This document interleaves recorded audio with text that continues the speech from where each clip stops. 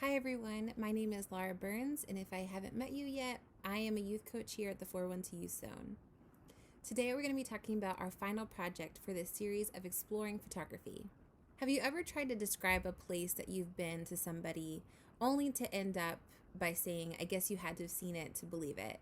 It makes sense. After all, we all know the phrase, a picture is worth 1,000 words. This phrase is used to describe how much easier it is to see a picture rather than hear a long story or maybe read a long book or a Facebook post or an Instagram post. Sometimes a picture conveys so much more than what we can describe in the written word. So for example, have you ever gotten a piece of furniture from, say, IKEA and just went ahead and tried to put it together by just the visual pictures? Or maybe even you got a stroller and you tried to figure out how to open or close it just by watching a video on YouTube, instead of actually reading the manual and the instructions. As humans, we are largely responsive to visual cues, whether we like it or not. So if someone gives you a really hard time the next time you open a board game and instead of read the instructions, you just go off the pictures and try to figure it out yourself, you can just reply with, that's just human nature. Pictures are used to create an emotion out of us. Pictures have the ability to make us feel happy, sad, disgust, curious, etc.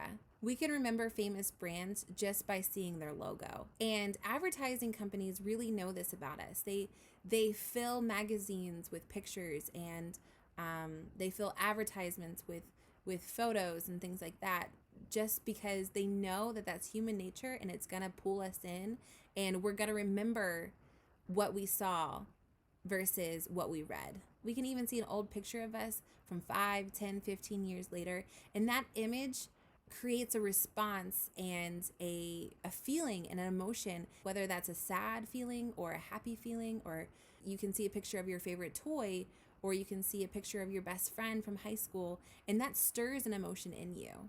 Pictures can really capture stunning moments and really change our mood instantly. I could be sad and I could be scrolling on Facebook and scrolling, and I see a cute picture of a puppy or a baby sloth, and my mood is instantly changed. Today, our theme is capturing an image that inspires others. So a great way of doing that is street photography.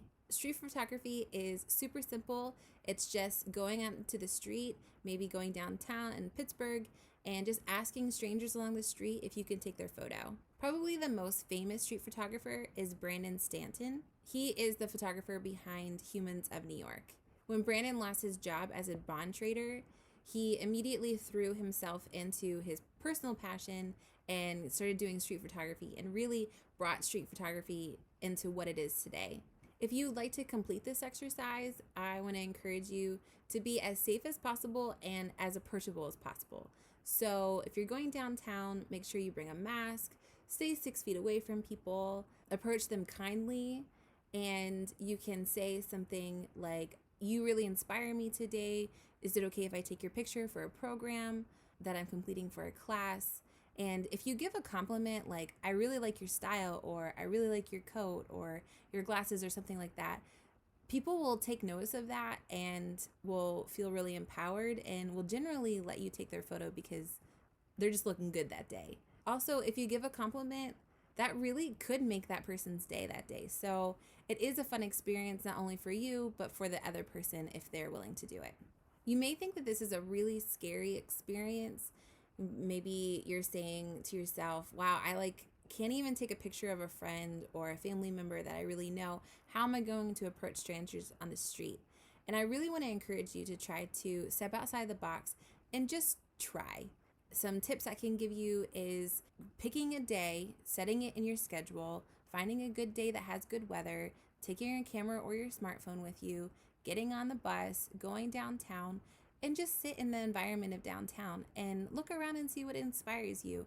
You don't even have to take a picture of a person if you just want to take pictures of landscape, or maybe of like cars or buildings or whatever.